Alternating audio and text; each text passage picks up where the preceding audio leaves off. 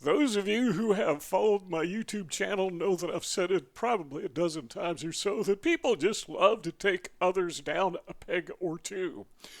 When was the last time you ever heard somebody say, we need to take that guy up a peg or two? That guy seems to be lagging a little bit behind in self-worth and self-esteem. He needs to be encouraged. He needs to be lifted up. Yeah, sometimes we say that, but very seldom. Usually we have this thing where we want to put people down all the time. Well, that is one of the things that a narcissist does consistently, constantly, nonstop. The psychopath, they always want to put people down. They want to drain the self-worth out of you. And if you have experienced being abused by a psychopathic narcissist, you understand exactly what I'm talking about, and chances are you have, or you're going through it now. That's why you're watching this channel. That's why you're watching this video. But what they do is they see in you worth. They see in you value. So it's kind of a compliment. I say kind of a compliment. It is a compliment. When a narcissist, when a psychopath targets you because they see you as a person of high worth. Otherwise, they wouldn't bother. They see you as having something that they want to take away from you. And by the way, it seems to be one of the traits of every narcissist, every psychopath, to steal. They want to take things away from other people for themselves. But one of the most valuable things they can take from you is that sense of well-being, that sense of not arrogance, but the sense that you are worth something, and everybody is worth something, and we need to be aware of that. The narcissist, again, wants to feel his self-worth by taking it from you because he doesn't think he has any. Isn't that the opposite of what a narcissist is? Not if you really understand where a narcissist comes from. He comes from the perspective that he needs to be worth more than everyone else. And the only way he can do that is by taking worth away from you and from others. And so that's exactly what he does. So the question is, how is it that he goes about doing that? The question is, how is it that the narcissist destroys or drains the self-worth out of you and out of others? Well, we begin with this perspective, that we understand that we accept the flaws and failures of others so that we can support them. So, for example, if there is somebody who is your friend, somebody who is you're in a love relationship with, there is no friendship. There is no love. We can go ahead and say intimacy. I guess there is no real intimacy or close friendship with somebody if we don't recognize and support their self-worth. We need to be constantly building people up. And that's not necessarily to say that we're constantly saying affirmative words to these people. It could just be in our action. It could be something just as simple as accepting them for who they are, as they are. It's not always that we're not putting them down, but that we are lifting them up just by the way we treat them. It's not necessarily that we're not saying negative things or that we are saying positive things. It's that we are giving these people the treatment. The people that we love, the people who are true friends, that we're giving them respect as a person of worth. And by the way, everybody, yep, even narcissists, even psychopaths, even the dark triad, the covert narcissist, everybody has worth. Now, they just happen to want more of it than everyone else. That's what makes them narcissists. It's what makes them psychopaths, among other reasons. We're working on a video now where we go through and we take a look at all the traits of a psychopath. You're going to want to watch that. All right, so how is it that narcissists destroy your self-worth? Well, first of all, we need to understand this, and this is important. Narcissists don't care about building your sense of self-worth.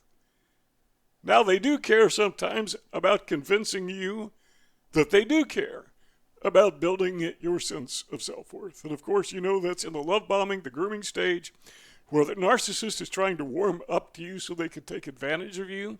So this is the wolf in sheep's clothing. And they compliment you. They tell you what a good person you are. And you think, if it's a love relationship, you think you have found Mr. Right or Mrs. Right, or hopefully Miss Right. Somebody's not married, obviously. So you have found the ideal person.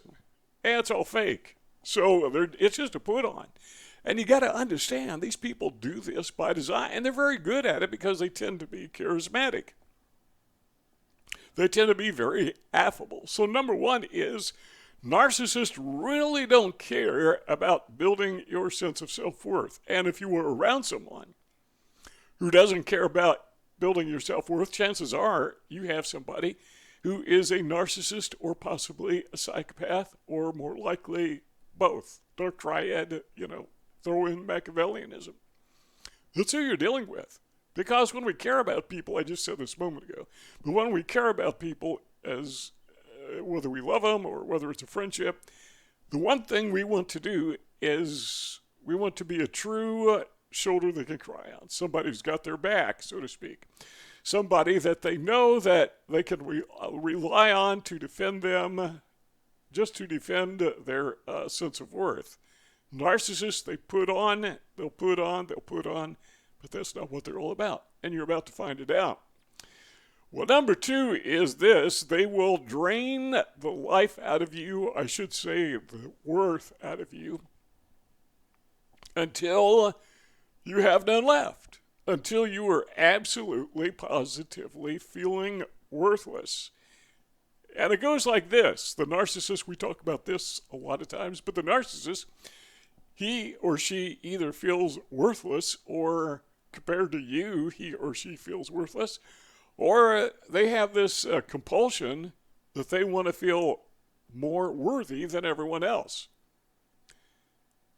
How are they going to do that? Well, they have to take worth from you, and they do that by putting you down, by criticizing you, by ridiculing you, by trying to humiliate you in the eyes of others. So they are building themselves up higher than everyone else, and they're pushing everyone else down lower than themselves. Whenever possible, that's exactly what they do. So they're trying to drain the worth out of you so that you feel worthless. And then, why would they want somebody who feels worthless? Well, they don't. So what do? They discard you. That is their last act of seeking supply, draining supply out of you. And as you know, we define supply as anything that enhances the ego of the narcissist. So number two is this: they want to drain all the worth out of you. I mean, as much of it as they possibly can. And apparently you've got a lot going for you, or they wouldn't bother with you.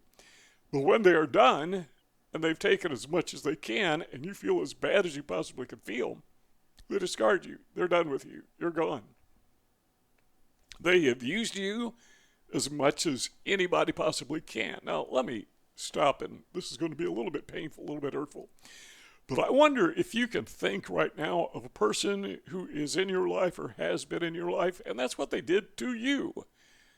They just absolutely, positively drained every sense of self-worth from you. And we think sometimes we're told by narcissists that we're arrogant if we have a sense of self-worth. That's because they don't want you to have any. They want it for themselves. When people call you arrogant because you, and I'm not talking about narcissists talking to narcissists, but because everyone has a sense of worth, or they should, a sense of value. And when someone tells you you should not, chances are that's a narcissist, because that person has a sense of self-worth. Now, having said that, I can say that during my younger years, I remember attending fundamentalist churches. And sometimes a misinformed preacher would occupy the pulpit, and he would preach against self-esteem. Back in those days, there was, I forget the guy's name, Dr. Spock or Speck, Dr. Spock.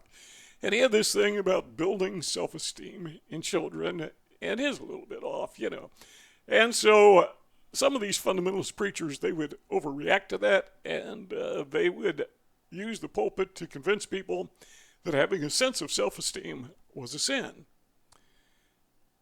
No, that's not the way it works. I mean, even from a biblical perspective, it's really clear. The Bible says, let each esteem other better than themselves. So how do you do that if you don't have self-esteem? You have to have sense of self-esteem, and then you build up others. Well, the narcissist does just the opposite. He has self-esteem, or he feels he has none. He has self-esteem, but he wants more than everybody else, so he takes it away from others. Now, imagine that you were in a place. Could be a family, could be workplace, could be classroom, could be wherever, it could be your neighborhood, where the objective of everyone is to build the sense of self-esteem, the sense of worthiness in others more than they do themselves. They're always putting everyone else first. I've never lived in that neighborhood. I've never gone to that school. I've never worked in that place because that's not the way people think. That's not the way people act. But when you're dealing with friendship or family, whatever, that should be, let me phrase it this way, that should be the norm. The other person comes first. The other person you're going to build there, it's not that you don't have esteem, but you can't give to somebody something you don't have. And the narcissist wants to take it away from you, and then you can't give it to someone else. But you should have a strong sense of worth, a strong sense of worthiness, a strong sense of self-esteem, so you can build that in others. Number 3 is this: superficial compassion. We kind of touched on this a moment ago, but how does a narcissist destroy your self-worth? They have this compassion. It's an act, but it's just on the surface. Some of the sweetest, kindest people I know are not sweet, they're not kind, they're fake. They just put it on, and they're really good at, wearing that makeup, putting on that act. The world is a show. We've talked about this before. It's a performance. And you're on the stage with them. And your job is to be the villain in the stage play. I'm not a villain, I'm a good guy, most of the time. But that's not the way you're portrayed. But the narcissist portrays himself as the hero, as the good guy, who is putting you in your place, taking you, the villain, down a peg or two. But you're not the villain. It's all an act. And we need to understand that when these people come into our lives, and they seem to be so friendly, and they seem to be so considerate, that may be superficial. Hey, sometimes it's not. I mean, there are people out there who truly are kind, truly are considerate. They're just sweet people. I visited the hospital yesterday to get a blood test, and the guy, the volunteer greeted you at the door, and or after you walk in the door, and I asked him, why are you nice all the time? I mean, don't you just want to be mad once? I mean, because the same guy's there all the time when I go in. And we kind of laughed about it, but some people, that's just the way they are. That's their nature. They build other people up. Nothing wrong with that. But a narcissist, that's not his true nature. His true nature is to fake it. And once he has you in your trap, I'm saying something, I know you already know this, but once he has you ensnared, then little by little, that niceness begins to wear off and trauma bonding sets in where you're still convinced he's a nice guy, but maybe he'll come back around if I just treat him right? That's the way that works. Number 4 is they are very predictable in fault finding because it's part of that draining process. Fault finding, have you ever been around somebody who they can always point out your error? It doesn't matter what you're doing or how you're doing it wrong, and you need to let them do it. Usually they can tell you how to do everything, even if it's wrong. It doesn't matter.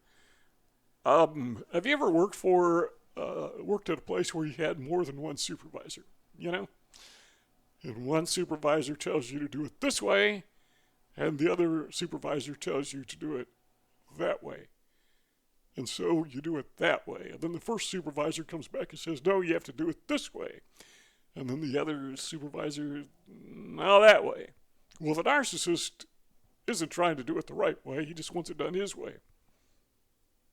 That is the right way, according to him. The only thing that is right in the world, the only thing that has any value in the world to a narcissist, to a psychopath, is whatever can inflate his ego. So he can be sweet and kind, she can be sweet and kind if it's building his or her ego. They can turn that off like a switch.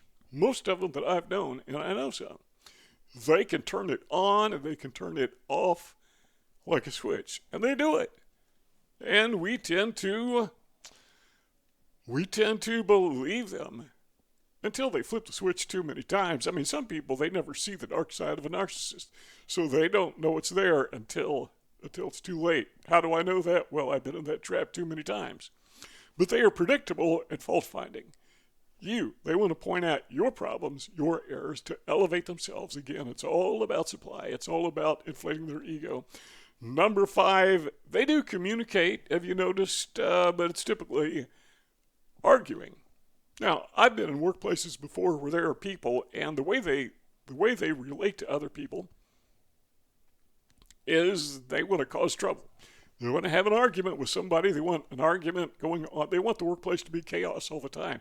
That gives them a sense of control. That's how they communicate. That's how they work socially. That's how they function socially. They always have to be in, I say, a workplace. That could be anywhere. If you go to church somewhere, chances are those people are in your church, because you got to keep in mind the problem with religious people is not that they're religious. The problem with religious people is that they're people.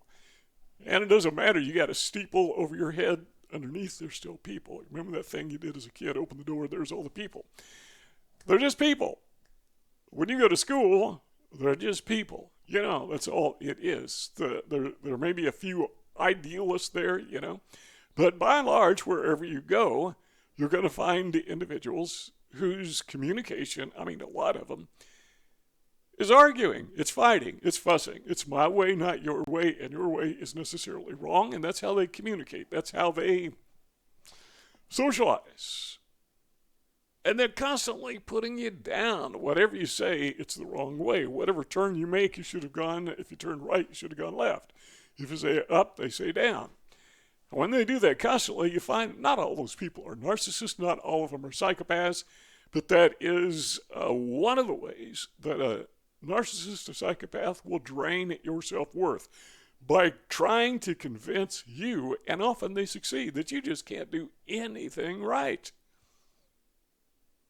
One right thing you can do is get away from these people and acknowledge them for what they're worth.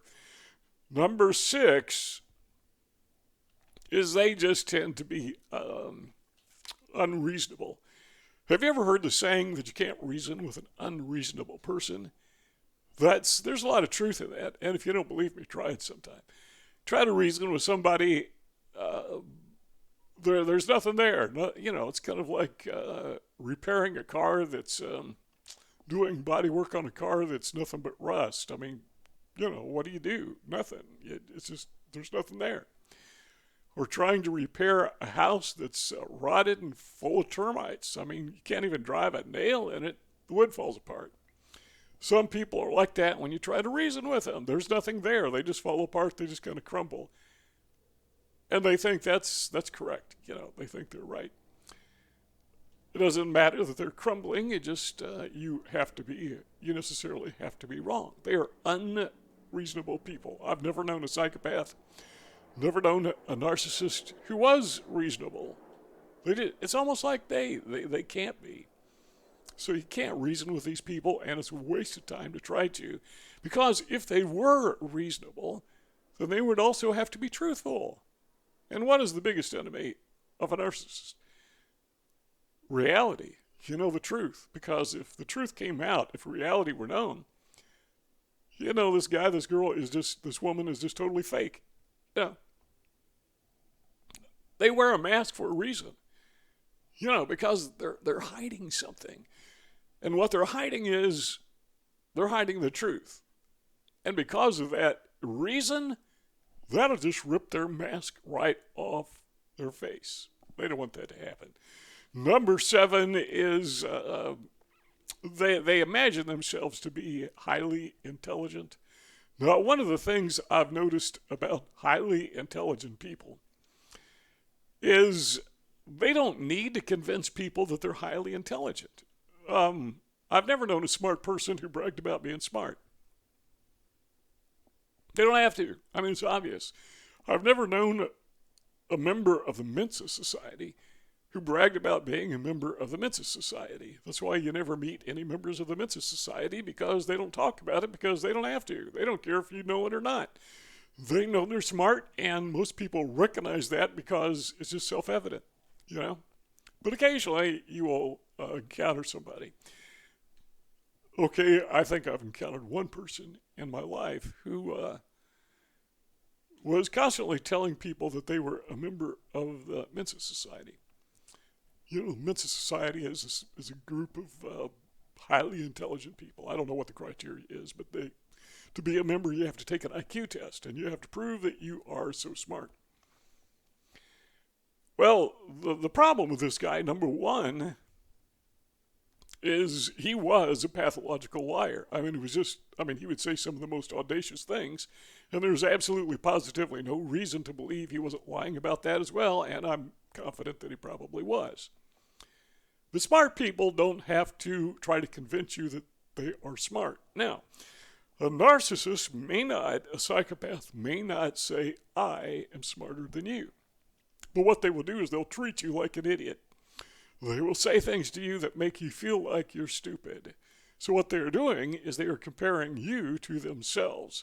They're tearing you down so they will look smart. That is how they brag about their intelligence, which some of them really are smart.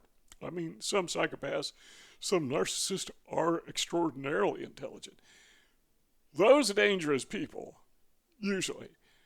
But most of the ones that I have met, they imagine themselves to be bright. I had a guy one time tell me he had an IQ of 170. I think he rated himself like 100 points too high. I don't know. Number 8 is this. They destroy your self-worth because everything they do, it seems, adds up. I mean, all these things we've mentioned before. It all adds up to draining your self-worth. I mean, that's what the narcissist ultimately is all about when you stop and think about it. Now, stop and think of the narcissists who have been in your life or are in your life right now. What are they doing? This is it. They're just draining supply out of you, draining your sense of self-worth, your sense of self-esteem, which, by the way, again, as we said earlier, really, that is the essence of humanity. And, some of these goofball preachers who say you should have low self-esteem, there are some people whose self-esteem is so low that they can't even say you should have low self-esteem because they can't talk to a crowd. And the preachers, these people who say that, they don't know that they have enough self-esteem that they can say it. I know people who have such low self-esteem, they can't walk in a straight line. I mean, they can't be around people at all. That is not healthy. That is not the way nature intended for us to be. And if someone tells you something other than that, I guarantee you they're a hypocrite, because by virtue of the fact that they're saying it means they have self-esteem. Otherwise, they couldn't even say it. Have some self-esteem. Number 9 is this.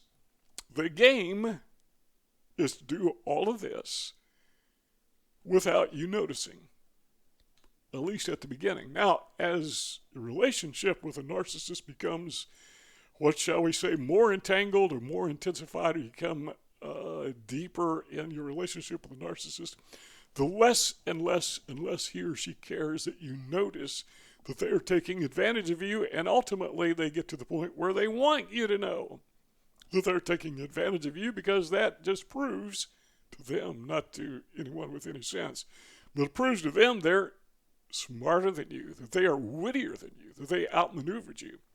And that all adds up to them being smarter than you, when in reality, they're just being jerks, And the thing that we notice about these people, narcissists, psychopaths, dark triad, covert narcissists, is that they are ultimately self-destructive.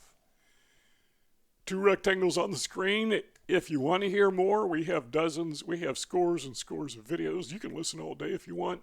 Just click one of those two rectangles and the conversation will continue. If not, thanks for stopping by, and we'll see y'all next time.